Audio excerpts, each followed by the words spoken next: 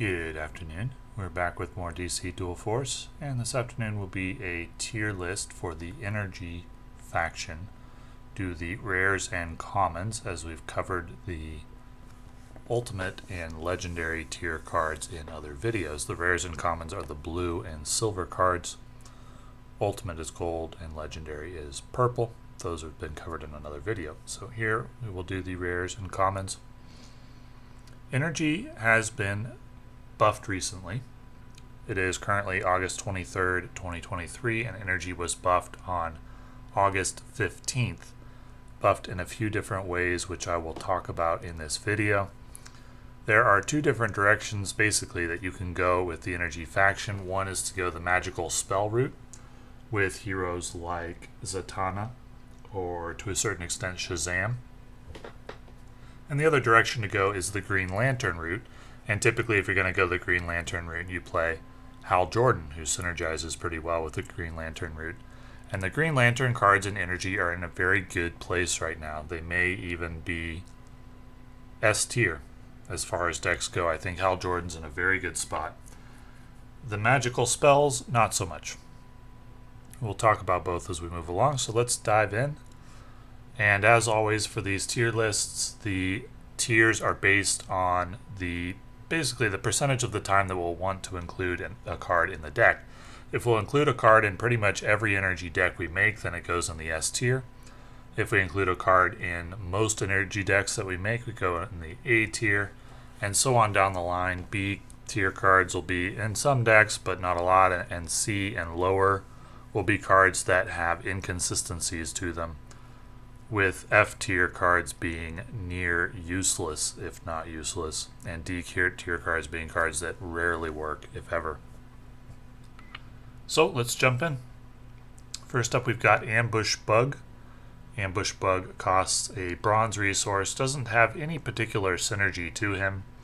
He has the speed trait, which means that he can attack the same turn that you play him.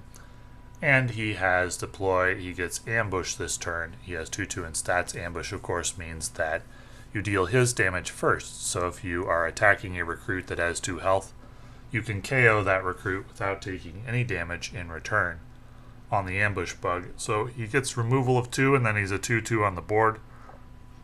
He's not bad. He's not bad. Now, he doesn't typically get included in Green Arrow decks, because in Green Arrow decks, there are a lot of bronze resource Green Arrow cards that you want to include, and Ambush Bug ends up falling down the list to maybe 5th or 6th place, and that's too low to get him a spot in a Green Lantern deck. Outside of a Green Lantern deck, though, he's perfectly fine. He's serviceable. I wouldn't say he's anything exceptional, but he gets included in, I think, most non-Green Lantern decks for the Energy faction. I'm going to put him in the B tier. He's not really part of the S tier deck, which is the Green Lantern deck, but he is decent otherwise. So, B tier feels right for him. Next up we have Amethyst. Amethyst has the ability deploy, create, and play a Crystal Blast, and 3/1 in stats, costs a bronze resource. Let's take a look at Crystal Blast. Here we have Crystal Blast. It is a magical spell that deals 1 damage to an enemy character of your choice. So, Amethyst is essentially a 3/1 plus deal 1 damage to an enemy. That's pretty good. I think it's better than Ambush Bug. But you could make a case for Amethyst being very similar or equal to Ambush Bug. So if we compare the two, their stats are similar, although Amethyst is more vulnerable to Batarang, and that is a very big deal because Batman's very, very popular, and so Batarang is a major concern. The Crystal Blast, deal 1 damage, can reach the back line, where Ambush Bug cannot, but it deals less damage than Ambush Bug, so it depends on the situation, really. If you need to reach something in the back line, Amethyst is better. If Batarang isn't a concern, I would say Amethyst is better. If you only need to reach something in the front line, Ambush Bug is better. They're pretty similar. I'd say they both go in the B tier. Lately in my decks, I've been including Amethyst more than Ambush Bug, but now that I'm thinking about it, I probably shouldn't be doing that. Because I do think Ambush Bug is probably a little better on average. Just because of Amethyst's vulnerability to Batarang, which deals 1 damage. And it would mean that she just dies for free. Although there is magical spell synergy to take into account because there are cards in Energy that have abilities when you've played X number of magic spells or whatnot, and Amethyst helps charge those up where Ambush Bug does not. So they're similar in what they're trying to do. I think Ambush Bug is a little better on average, but Amethyst certainly has her place. Next up we have Black Lightning. Black Lightning costs a gold resource. He has 5/8 in stats and the ability start deal 5 damage to an enemy character. That means at the beginning of your turn, when you have Black Lightning on the table, you can choose an enemy character to deal 5 damage to, and that is very, very strong. If Black Lightning stays on the table, he does work. He's really, really good. For me, he's going in the S tier. The times that I've played Black Lightning during my playtest, I really liked him. He's not easy to deal with at 8 health. I've included him in pretty much every Energy deck that I've made, and I think he's the best gold resource card available in the commons and rares. He's not the best overall. There are cards like Shazam in the Energy faction that are better, but he's really, really good, especially considering how easily acquired he is, as rares are easier to get than the legendary or ultimate cards. So I like him a lot, and I've found him extremely effective. And I recommend him more so than any other gold resource card in the Energy or in the rare or common cards. Next up we have Book of Destiny. Book of Destiny is an action, and actions are not in a good place in DC Dual Force at the moment. So DC Dual Force is a very value-oriented game right now. There are rush decks that exist. There always will be because there are rewards to be earned every day for winning, and so players trend toward decks that win or lose quickly so they can get those rewards quicker.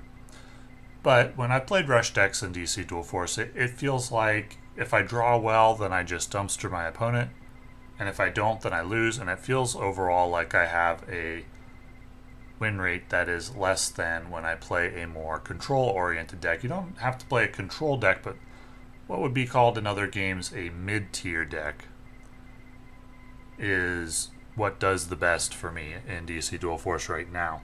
At least that's the way it feels. And actions don't fit that well in a mid-tier deck in DC Dual Force because they don't provide consistent value.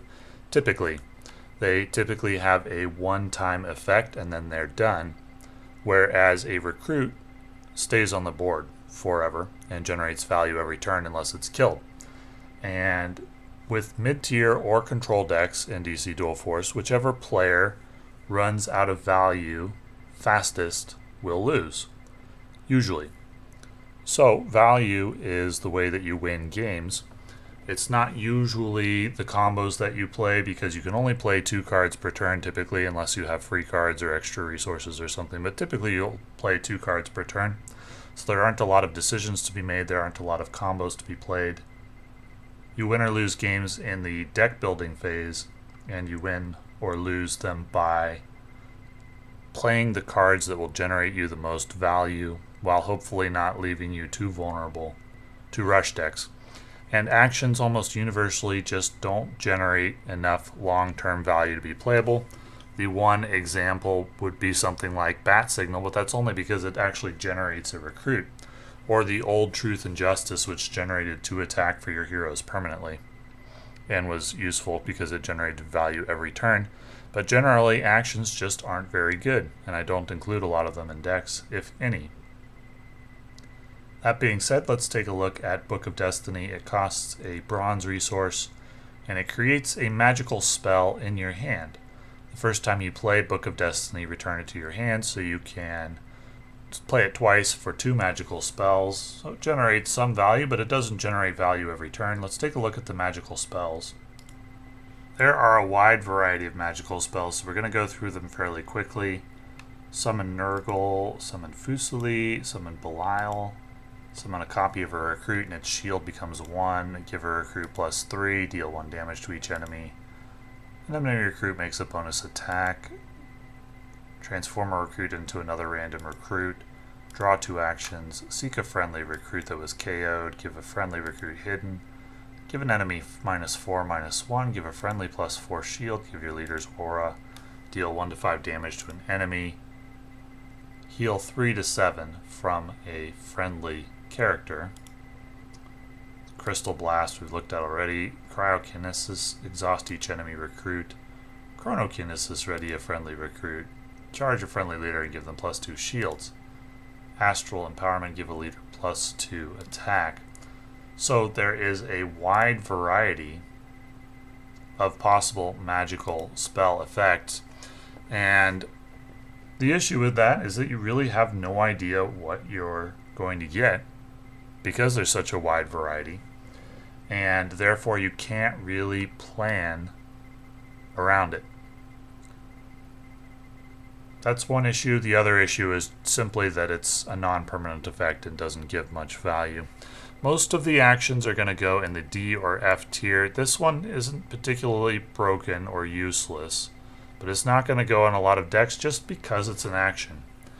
Now, if there comes a time when actions are more playable, and what it would take for them to be playable is probably a hero that generates permanent value every time you play a magical spell, something like that. Or some way to, like a hero that generates a 1/1 recruit every time you play a magical spell, or something similar to that, would make actions much more playable. But until we get something like that, actions just aren't very good. So most of them are going to go in the D or the F tier. Next up we have Booster Gold. Booster Gold, it costs a silver resource, has 4/5 in stats, and firepower +1. It's pretty good when you're paired with Joker. If you're not paired with Joker, if you're playing the Green Lantern type deck, Booster Gold doesn't really have a place in the deck because we have other silver resource Green Lanterns that are good. We have enough of them that we don't have any extra spots for Booster Gold. He's clearly meant to synergize with magical spells, pretty clearly. He synergizes well with the Joker hero power, but if we're not playing Joker, then I wouldn't really run Booster Gold because the actions just aren't very good, and Booster Gold isn't enough to make them good. So he's going in the B tier just because he's really good with Joker, but he's not good in other circumstances. These B tier cards, so far, they've all been good cards in their own deck, but outside of their deck, they're not good, so B tier for Booster Gold. He is quite good with Joker, and I like him for that. But outside of the Joker deck, I don't think he's very good because magical spells just aren't very good, or actions in general just aren't very good. Next up we have Captain Atom. Captain Atom costs a gold resource, has 5/5 in stats, and after a friendly character loses aura, Captain Atom gets +2/+2 in stats. Deploy, give each friendly character aura. Aura, of course, blocks 1 enemy action. He's okay. I tried him in a deck. I found him kind of unwieldy. 5/5 and then an aura for each friendly character isn't that good. Getting +2/+2, so if he's 7/7 and he gives each friendly character aura, it's not bad. So he's kind of an interesting card. I haven't seen a really good Captain Atom play. When I drew him, I typically wanted to get Black Lightning on the table first. I think he has more value. I think other energy cards have more value. Other energy gold tier or gold resource cards have more overall value than Captain Atom. He just feels kind of difficult to make him more than a 7/7 and maybe 1 or 2 other auras. An aura doesn't always have value. In fact, it often doesn't, because probably the preferred way of defeating enemy recruits, the way that most enemy recruits get defeated, is just by attacking them with a hero or another recruit. It's not that common that you want to use an action to defeat a recruit. Sometimes it's something that you have to play around if an enemy character has aura, but often it doesn't matter. So I don't necessarily give any credit to Captain Atom for giving each friendly character aura, or I don't necessarily give any value to that, because it doesn't always have value. So I'd say most often Captain Atom just ends up as kind of a mediocre 7/7 character, because he gives himself aura, and often, more often than that, he's just a 5/5, because he gives himself aura, but the enemy, you don't have any way to knock aura off your own characters, and the enemy isn't going to buff your Captain Atom by removing auras from other characters before they take out Captain Atom, and he's only a 5/5. So he's going in the C tier for me. I don't think he's that good. I think it's very hard to make him good. It's out of your control, because you can't remove aura from your own characters. So you need your enemy to basically misplay in order for him to be good, and they're just not going to do that most of the time. Next up we have CHP. CHP has actually been changed recently in the patch on August 15th that I talked about. He is no longer a bronze resource card. He now is free. He has the text, deploy, you may pay bronze resource to give CHP and a random Green Lantern in your hand, +1/+1 and aura. And he no longer has 2/2 in stats, he now has 1/1. This has the effect of making CHP playable, including his deploy ability on turn 1. You can deploy him turn 1 and he has 2/2 in stats if you spend the bronze resource, plus he has aura, plus he grants 1/1 and aura to another Green Lantern in your hand.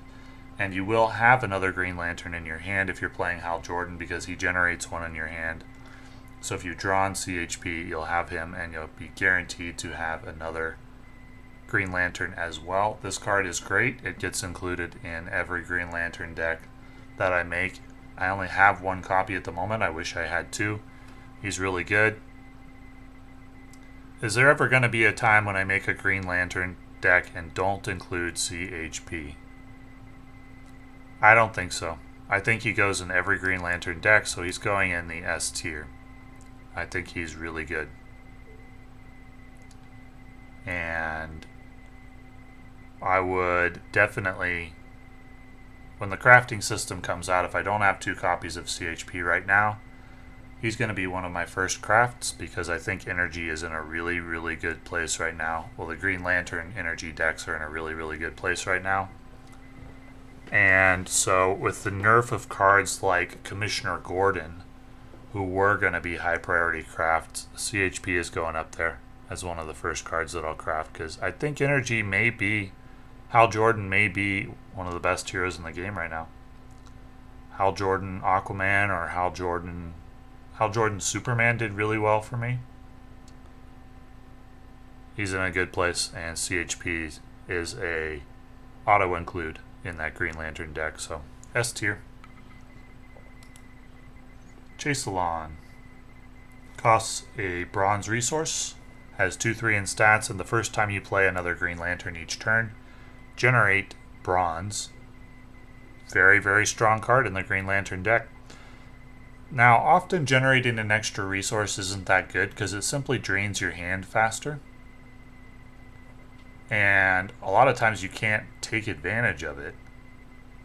However, with the Green Lanterns, a lot of the Green Lantern cards have additional effects that you need to pay a bronze resource for, and Chase-a-lon helps you to pay those resource costs, which means you can still play 2 cards per turn. Whereas if you don't generate an extra resource, you can only play 1 Green Lantern card per turn, because you need both resources to take full advantage of their abilities. Chase-a-lon helps you get around that. I think this is an auto include in the Green Lantern deck, and it's also going in the S tier, because I just can't imagine not including this card in a Green Lantern deck.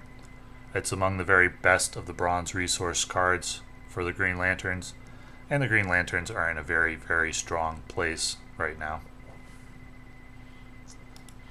Cosmic Staff, silver resource card. Give a friendly recruit firepower +1 and generate a bronze resource. I don't think this card is good. I tried it, I think, in a Hal Jordan Joker deck where I just wanted to include every firepower deck, and ultimately in playtesting I realized that the actions that generate firepower, and there's a few of them, they just aren't good. Even with the Joker hero power, it's the best strategy seems to just be to just play the recruits that have firepower and leave the actions alone, because actions just aren't very good. This does generate value every turn for as long as the recruit that you play it on is on the board. And the generated bronze resource, okay, helps offset the cost a little bit. I'm not sure why this doesn't just... I guess that's a little better than this just costing a bronze resource, right? This is going in the C tier. It's not completely useless. Firepower is good with Joker. But outside of a Joker deck, I don't think it's very good. I think it's intended to synergize with magical spell effects. I wouldn't use it for that. I don't think a Firepower magic spell effect deck is very good. But Firepower is pretty good with Joker, which is why this is going in the C tier. Cosmic Treadmill. Gold resource card. Give recruits in your hand and deck Flurry. Draw a card. Flurry means that a recruit can attack more than once. For a gold resource, I think this card is bad. If you compared this to Black Lightning or to Shazam or something like that, in terms of the value that you get, it's bad. Even compared to other common cards or rare cards like Captain Atom or Dr. Fate or Geoforce, I'd rather have any of those than Cosmic Treadmill. It's going in the F tier. I do not think this card is good at all. Consider that by the time you play gold resources, you typically don't have a lot of recruits left in your hand, maybe 2. And you don't know how many more you're going to draw. Though if your deck is mostly recruits, you're probably going to draw 1 every turn for the rest of the game, but it requires you to be able to stick a recruit to the board in order to take advantage of this. Flurry doesn't do any good if your recruits never get to attack, and most of the time in a close game you're just trading back and forth and your recruits don't stay on the table long. If they do, Flurry may give them 1 extra trade, but just 1 extra, and then that would make this card equivalent to like an action removal spell for each recruit that takes advantage of it. Best case scenario. Worst case, it really does nothing. I don't like it. I don't think it's good. Next up we have Crystal Ball. Crystal Ball costs a silver resource. It's another action. Play the top card of your deck. For the rest of the game, you can see the top card of your deck. Would seeing the top card of your deck actually be helpful? You don't have any way to... There aren't really cards that, like, say, guess the top card of your deck, and if you guess right, X happens, or things like that. So you'd just be able to plan a little better. But a lot of the time in DC Dual Force, you end up top decking in the end game. Happens almost every game. And you just play the cards that you draw every turn, and therefore planning for future turns doesn't really come into it that much. Play the top card of your deck. It could be a bronze card. In fact, it's probably most likely because you include the most bronze resource cards. Well, you usually include, like, I don't know, 20 bronze resource cards, then like 12 silver and 6 gold. So it might be something like 50-50 whether you get a silver card. Obviously, if you get a gold card, you're happy, but that's not going to happen most of the time. Half the time it'll be bronze, half the time it'll be silver or gold, roughly. And will seeing the top card of your deck help? I wouldn't say this is useless. It's going in the C tier. Because you're playing the top card of your deck, it can generate value for the rest of the game. I haven't actually tried this card or ever seen it played in a game, so it's difficult to evaluate. But I think C tier is acceptable for this. The half the time that you just get a bronze resource card and then you can see the top card of your deck, I think you're probably a little sad. If you get a gold card, it's great. If you get a silver, it's meh. Yeah. C tier seems appropriate. Though, I'd be open to having my mind changed on this one since I haven't seen it played before and haven't played it myself. Darla Dudley costs a bronze resource, has 2/1 in stats, flurry, and aura, so at least she's resistant to batarangs. Flurry, of course, means you can attack twice in the same turn. She doesn't synergize with green arrows, so she doesn't get included in my energy decks, because when I play energy, I typically only play green arrows, as I don't think Flash or Shazam or Zatanna are very good. Amethyst is better than Darla. Ambush Bug is better. Flurry is hard to take advantage of, especially with only 2/1. You would basically, in order to get 2 attacks off, you'd need to have one of them go on a hero, because the first enemy that you attack, Darla's going to die. So the flurry only comes into effect if the door is open to attack a hero, and if the door is open to attack a hero, you're probably winning the game already. She's going in the D tier. I don't think she's very useful. I don't think flurry is very useful on a character with stats this low. And the only time that I think she might be playable is with like Mary Bromfield, who buffs aura cards. But other than that, I don't think she's very good. Double time, give a friendly recruit flurry this turn. A one-time flurry for a silver resource is pretty ridiculously bad. In my opinion, it's going in the F tier. It's not that you could never make this work, but man, it would be tough. Really, really tough. Most of the time this would just be a dead card. I wouldn't include it. Going in the F tier. Dr. Fate, gold resource, 7/6 in stats, and deploy Seek a magical spell. We already went over the magical spells, a wide variety of effects that you could get from that. He's not bad. I think of the gold tier rare and commons, he's probably the second best. He goes in the A tier. He's going to get included in a lot of decks before you acquire better gold tier cards. Now, in my collection, I have Shazam. He was one of the first legendary cards that I pulled. So it's entirely possible very early in the collection, very early in your career as a DC Dual Force player, that you won't have any better gold resource cards than Dr. Fate. And he's not bad. The 7/6, the magical spell for value. He's just a solid card, but he's going to get outclassed by other cards. So you'll play Black Lightning when you get him. You'll play Shazam and Hal Jordan when you get them. And then you'll probably play 2 to 4 gold cards from your other faction, and that'll be about it. And so Dr. Fate will get left out of a lot of decks, not because he's terrible, but because he just gets outclassed by other cards. But he is going in the A tier. He's solid, and he's going to see play a lot for newer players who have not yet acquired the difficult to get Shazam or Hal Jordan or potentially other gold resource cards from other factions. Earthquake, a silver tier card that deals 3 damage to all characters, yours and the opponent's. I do not think this is good. Going in the F tier. I don't think I've ever seen it played, and in this case I think it's never been played because it's bad. The situation where this would be good is one where you're in dire straits. We don't plan decks as if we're going to be in dire straits. Now, in Hearthstone, there were decks that were like Warlock would have a deck where you'd kind of want your opponent to play all their cards, then you'd wipe the board, and then proceed from there.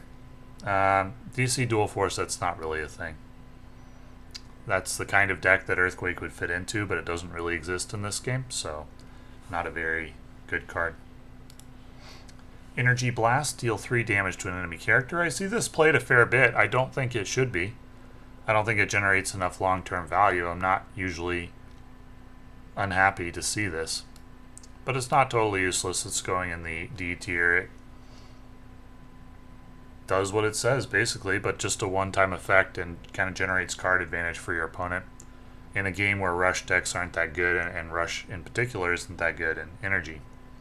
So I don't think this is good and wouldn't play it. Eugene Choi, I like.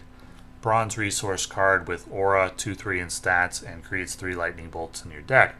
That being said, I think in all the times I've played Eugene Choi, and it's been 4 or 5 hours of gameplay, I think maybe I drew a lightning bolt that I played once. Maybe twice, or that Eugene generated once or twice, so I wouldn't count on that too much. Basically, he's just a 2/3 with aura, and aura early in the game can be decent for protecting against those batarangs or the gadget that reduces your attack by 2. So I like Eugene Choi. I include him in most energy decks that I make, though I do think he will get cycled out once I have 2 copies of CHP and Chaselon, so he's going in the A tier. He's very solid, but he is outclassed by the Green Arrow cards. Though he may still have a slot. He's also outclassed by Stargirl, so I do think once I have another copy of CHP and Chaselon, he won't be included anymore, but he does make it to the A tier. Freddie Freeman costs a silver resource, has 5/5 in stats and aura, and after you play an action, create 2 copies of it in your deck. In the deck is the problem, because, well, I discovered this when I was playing Hal Jordan and Batman. If I play Freddie Freeman and then I play a Bat Gadget, that's a action that's putting 2 copies of a Batarang in my deck, or 2 copies of a Bandage or something, and those are not cards that you want to draw from your deck. They don't generate enough value. Late in games, every single draw is extremely important. You need every single draw to do something immediately, or you may be dead in the water. And the Bat Gadgets are not going to be the cards you want to draw in the late game.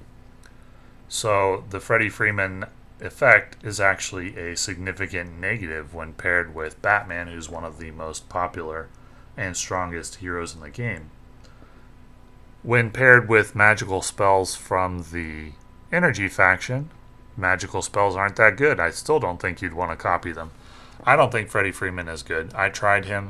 I think his effect is actually a negative a lot of the time. I would like him more if he just said 5/5 and had aura.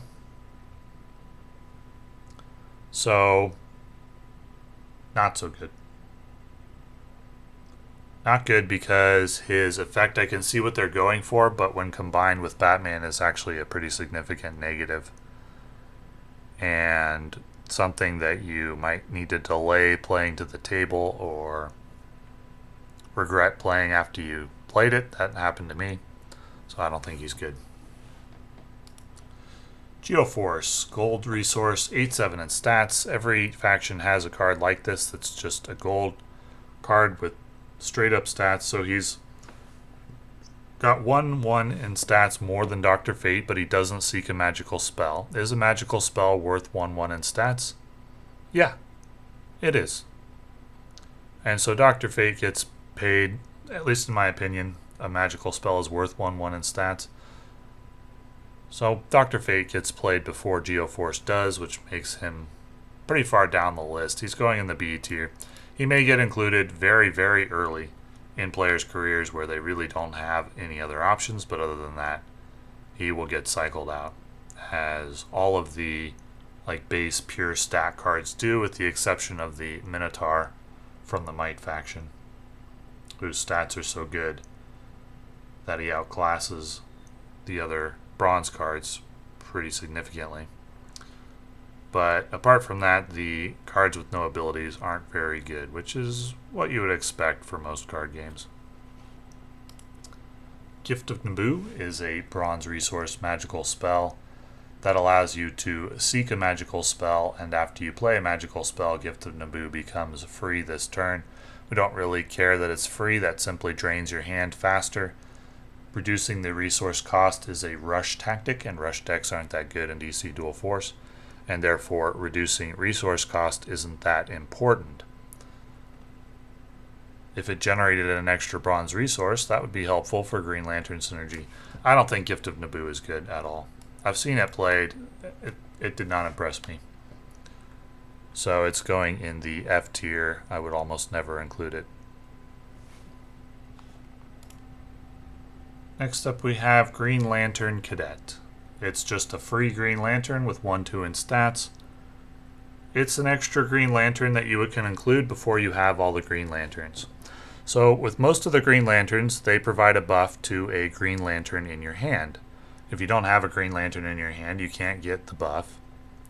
And a lot of the Green Lanterns are kind of high in rarity. They either are rares, like CHP or Chaselon, or they are legendary rarity, like John Stewart or like Raynor. And so you may not have them early in your DC Dual Force career, and you may still want to play Green Lanterns, and that's when you would play Green Lantern Cadet, so that you have a target for those Green Lantern buffs. However, as soon as you acquire a full collection of Green Lanterns, you won't include this. I've included it in my Green Lantern decks. I've regretted it, as it just sat in my hand as a 1/2, or ended up with kind of an awkward buff where it ended up as like a 1/5 or a 1/6, which wasn't that good. I don't think the card is good. It serves a purpose. It's going in the C tier. It will get included in Green Lantern cards before players can fill out that synergy as they acquire more Green Lantern cards. But once you do acquire a full collection of Green Lantern cards, I don't think you'll really ever look at Green Lantern Cadet again. And when it gets generated from Hal Jordan, I'm always pretty sad. I'd always prefer to see something else. That's a low roll.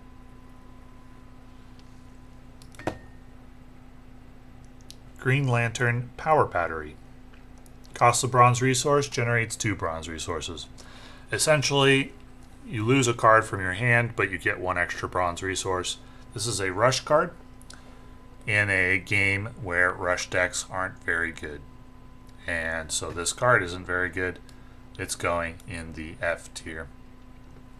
It tricked me when I first saw it when I was first looking at cards for this game, because in most games generating extra resources is good.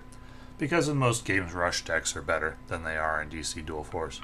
They're just not very good in this game right now, and so extra resource generation at the expense of a card isn't that good. If you have extra resource generation tacked on to something like Chaselon, it is good, but when it's in the form of just an action, this is close to Innervate from the Druid class in Hearthstone.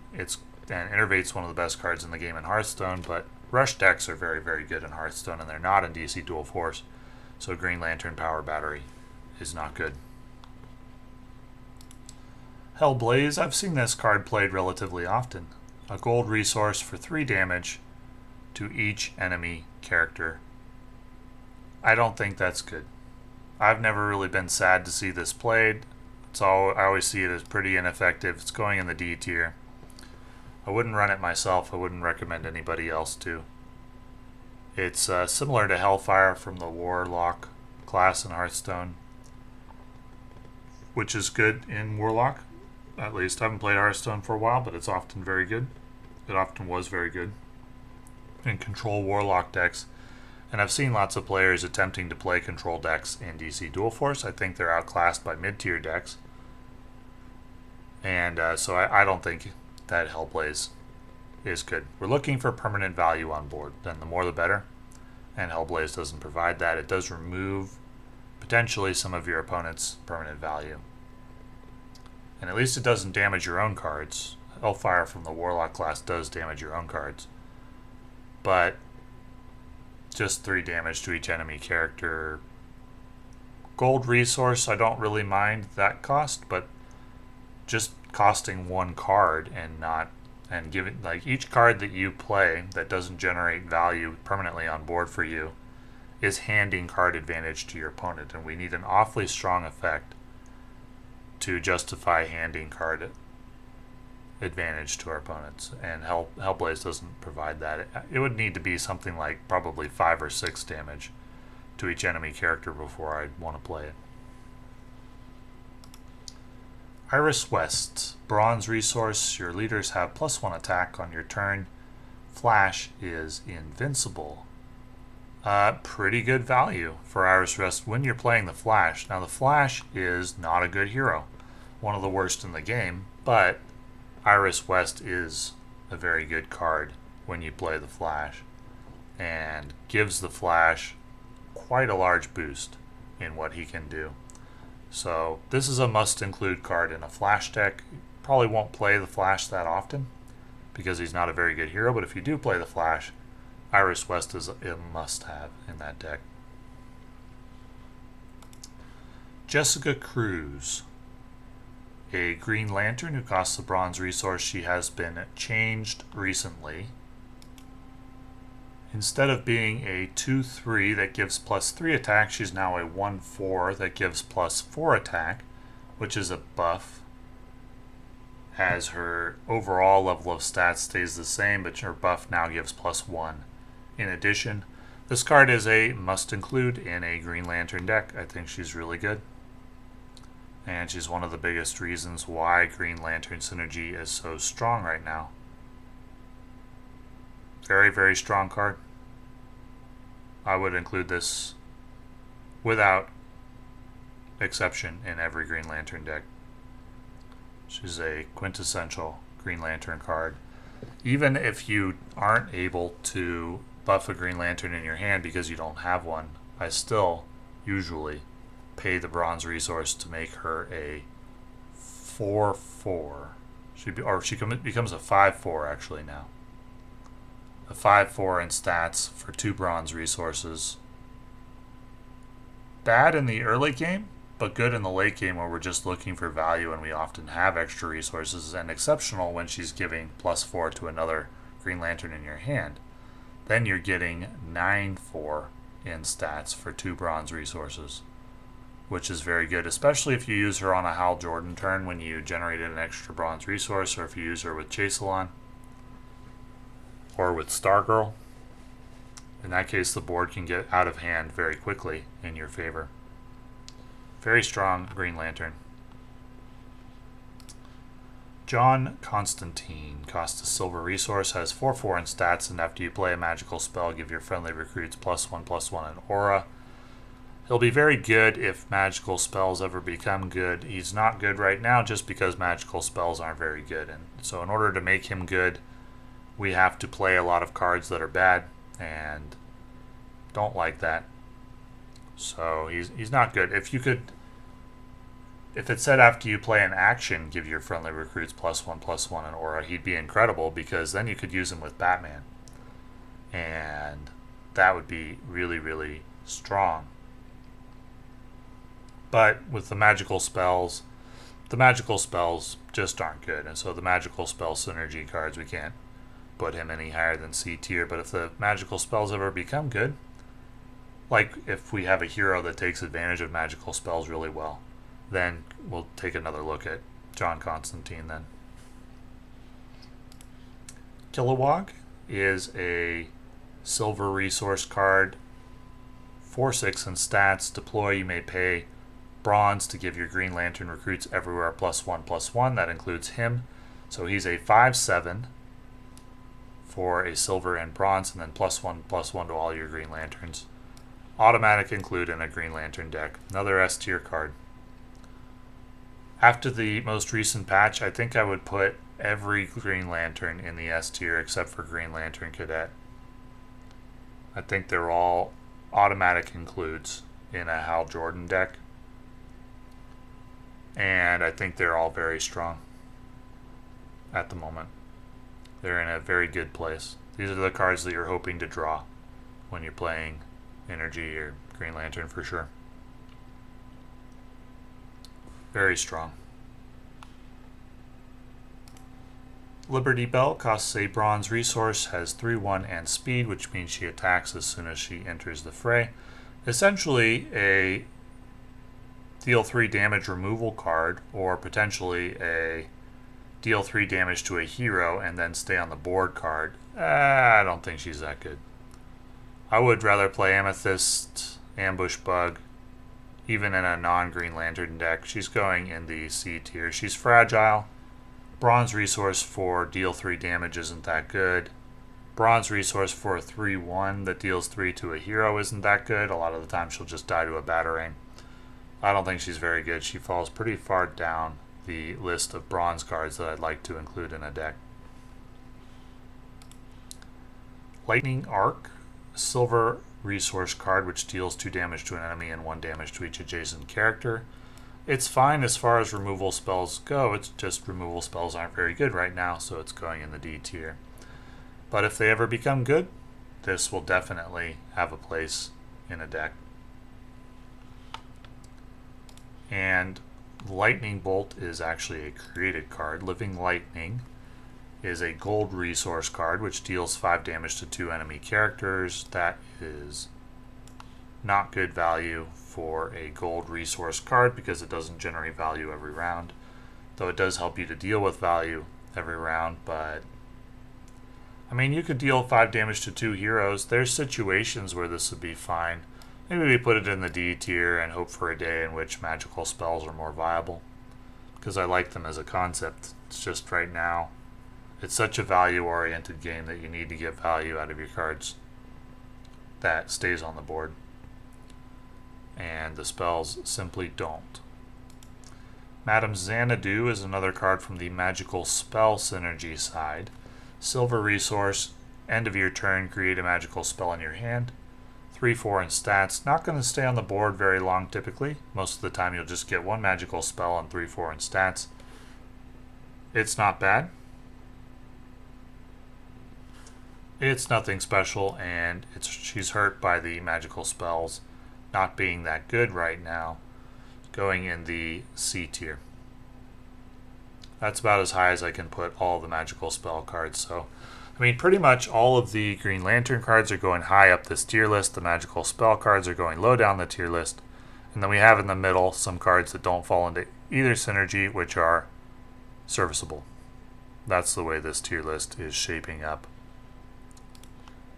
Mary Bromfield is a silver resource card with 4-4 and aura, and deploy other friendly recruits with aura get +2/+2. I've been running her lately in my Green Lantern deck and trying to include other aura cards from other factions with okay results. Most of the time I've been able to get 6/6 in stats out of her essentially with her aura. A lot of the time I've never gotten a double aura play where I had 2 other aura recruits on the board and I played Mary Bromfield. She's not a card that I'll typically keep in my opening hand. She's going in the B tier. She's fine. It's possible to get fairly high value plays out of her for a silver resource. I like her. I'll probably continue to play her from time to time, but only because I don't have all of the Green Lanterns. I don't have John Stewart. I don't have a second copy of Kilowog. And once I do, Mary Bromfield will get cycled out in favor of running a full Green Lantern deck, and that deck will be stronger than the one that I'm running with Mary Bromfield, but in the meantime, she's serviceable. And yeah, she's a good budget combo card. Max Mercury, bronze resource, 2-3 in stats, and flurry. He becomes a high priority target for opponents. That flurry scares people. I think he's quite good. If you're not running Green Lanterns, he gets included in some decks. 2-3 in stats is serviceable. He can, because of his 3 health, he can often trade with 2 different bronze cards. Like he can take out the Hunter and Hugo Strange or anything along those lines. Or just deal 4 damage a turn to an enemy hero. I wouldn't include him in the Green Lantern deck just because there's a bunch of other bronze resource Green Lanterns that are really strong. But outside of that deck, I think he's good.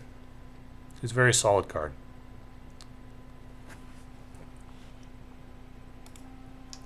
Next up we have Pedro Pena. Pedro Pena costs a bronze resource, has aura, and after you play an action, Pedro Pena gets +2 attack this turn, 1/4 in stats. He's probably intended to go in the Shazam deck. I think Shazam, the whole idea is that you get like a lightning bolt chain later in the game, and maybe if you played 2 or 3 lightning bolts, Pedro Pena could be up to 5 or 6 or 7 attack. I've seen that used to pretty good effect. And in that deck, he can be quite strong. The problem is that that deck isn't very good overall, so I can't put him any higher than B tier. I like him a little bit, but he's more of like a fun card right now, just because that deck isn't very good. But if Shazam ever becomes good, then I think that Pedro Pena would be quite good. And he does have utility with like Batman. You can make him a 3/4 on a lot of turns with a Batman gadget. So, he's got his uses. He just suffers because the decks that he's good in aren't that good right now. Power Surge. Costs a bronze resource. Give a friendly character +3 this turn. Probably intended to synergize with Flurry. I don't think it's good at all. So I mentioned at the top of the video that there are Green Lantern cards, there are magical spell cards, there's also some Flurry synergy cards. We've seen them like, Power Treadmill, Power Surge. I don't think that synergy is good. I think it's even worse than the magical spell synergy. And I don't recommend it. Stripe costs a silver resource. 8/4 in stats, and that's it. He's fine. He's not going to get included over cards like the Green Lanterns, certainly, if you're playing Green Lanterns. If you're playing magical spells, I think you'll want Madame Xanadu, John Constantine more than you'll want Stripe. So I can't really put him any higher than C tier. The 8 attack is nice if you get it off. The 4 attack means he's relatively easily dealt with. I don't think that card is going to see a lot of play. Very few times when I've felt tempted to put it in a deck. Maybe for a brand new player, if you simply didn't have any other options, but that's about it. Shockwave, deal 1 damage to all characters. It's free. It's dumpster tier. I don't think it's good. It's intended to have magical spell synergy with like firepower, and that deck just isn't good. So it generates card advantage for your opponent without really doing much at all. Not a fan. Simon Baz. Simon Baz has been changed relatively recently. He is now a 4/1 in stats. He still costs a bronze resource. And he now says, deploy, you may pay bronze to give Simon Baz and a random Green Lantern +4 shields. So like Jessica Cruz, he becomes a 4/5 for 2 bronze resources and gives +4 shields to a Green Lantern in hand, which synergizes with things like Kyle Rayner or Hal Jordan. He's an auto-include in a Green Lantern deck, and he's going in the S tier. I think he's really, really strong. Right up there with Jessica Cruz. I wouldn't say either is stronger than the other. Although Jessica Cruz synergizes better with John Stewart, I would say, than Simon Baz does. So, on average, I'd probably prefer to draw Jessica Cruz, but Simon Baz is still really good and an auto-include, which is a requirement for the S tier. Solstice costs a silver resource, and the first time you deal non-attack damage on your turn, draw a card. So it's another magical spell synergy card. Never seen it played, never felt tempted to play it. Don't think magical spell synergy decks are very good. Card draw in general, I would say, is good to a point. We don't need to draw more than 2 or 3 extra cards in a game because we just won't be able to get around to playing them, since we can only play 2 cards per round. And so if you draw more than 2 or 3 cards in a game, it ends up kind of being overkill. Which is different from other games where card draw is extremely valuable. And would probably put a card like Solstice in the S tier. But in this game, It's going in the D tier. I don't think it's a very good card. Magical spell synergy isn't that good. And card draw is, well, less good than it is in other games. It's still decent, especially if you don't have any other form of card draw in your deck, but overall not that great. Stargirl. Stargirl costs a bronze resource, has 3/3 in stats, and generates a bronze resource at the start of every turn. Goes in every Green Lantern deck, whether you're playing Green Lanterns, magical spells, flurry. She's going to be in your deck. Very strong card. One of the first cards you'll want to craft if you're playing energy. Would you craft her before Chaiselon or CHP? Well, she can go in any deck, and those cards only in the Green Lantern deck. I don't know. It'd be close. But I think this card is essential to any Green Lantern deck. Very strong. And you might ask, well, you said resource generation isn't very good. You got Green Lantern powered battery in your F tier, and that's generating resources. Well, that's true, but Stargirl generates permanent power on board in the form of her 3/3 in stats. And that alone is pretty decent from a bronze tier recruit. In fact, I don't think you can find a bronze tier recruit with higher stats than that, except for like Minotaur from the Might faction. And so the bronze resource generated is really a cherry on top and synergizes with all the Green Lanterns that want a extra bronze resource available. If Stargirl existed in another faction, she wouldn't be as good. But Green Lanterns do make use of the bronze resource. And so cards that can generate an extra bronze resource without giving your opponent card advantage are good. Stargirl doesn't give your opponent card advantage because she can still trade with most bronze cards that your opponent might play. So the bronze resource you're getting is extra without any major penalty, whereas the Green Lantern power battery generates an extra bronze resource one time with a card disadvantage penalty. Stargirl has no penalty and can generate a bronze resource every single round. That's why she's going in the S tier. Supersonic Sucker Punch costs a silver resource, give a friendly recruit +4 attack and invincible this turn. Probably intended to synergize with the Flurry type deck, Flurry synergy deck. Not good. Don't think actions are good in general. This one doesn't do enough for either a silver resource or for one card. I mean, if you can't stick a recruit to the board, you can't actually make any use of this at all. And if you can stick a recruit to the board, you probably don't need it. So I think this card is really bad. Power of Hope. Create a lightning bolt in your deck for each friendly character. Draw a card. Well, I mentioned earlier with Eugene Choi that I think I only saw a lightning bolt that I generated once in the 5 hours that I played him. Power of Hope is probably going to be similar. You're going to play it. It's not going to do anything right away. And you may or may not ever see the lightning bolts that you create. I think this card is very bad. One of the worst in the game.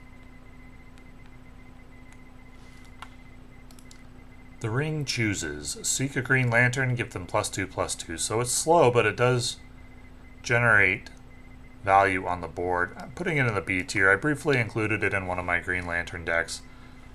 I think you wouldn't include it if you have a full collection of Green Lanterns. If you don't, the Ring chooses an acceptable substitute so that you can make a playable Green Lantern deck, but that's its use.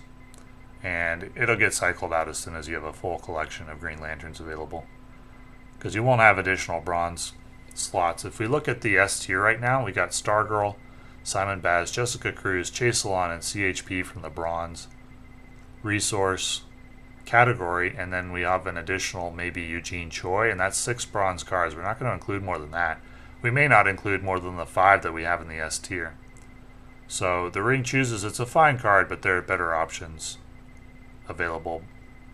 But it's playable when there aren't better options, because you don't have 2 copies of Stargirl, or you don't have 2 of Chaiselon, or you don't have 2 of CHP. And last but not least, we've got Timothy Hunter. Costs a bronze resource, has 1/4 in stats, and deploy. If you have a magical spell in your hand, create and play Pyromancy. Well, what does Pyromancy do?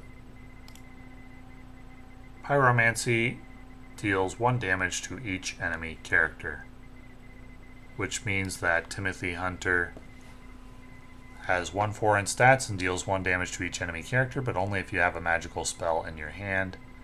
He's meh. I mean, as far as magical spell synergy cards go, he's fine. It's just the magical spell synergy cards aren't that good, so we can't really put him any higher than the C tier. So that's our tier list for the Energy Faction rare and common cards. And as I said at the top of the video, Green Lanterns are in a very good spot, and all of them went in the S tier, as must includes in a Green Lantern deck, a deck which I have found in testing after the patch to be very good.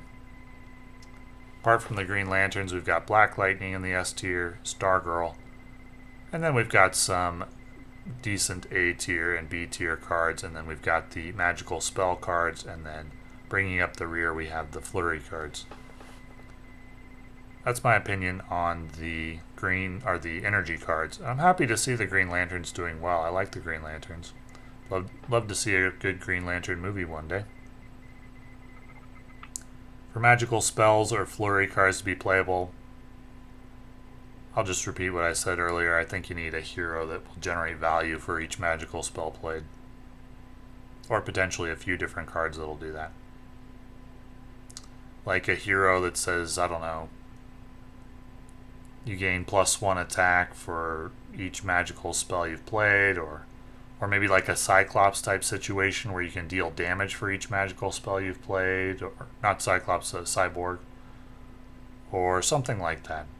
Something where the hero increases in power or generates value on board for each magical spell played. But until we've got something like that, I don't foresee the magical spells becoming very good. Even if they were buffed, they simply can't match the value that recruits provide.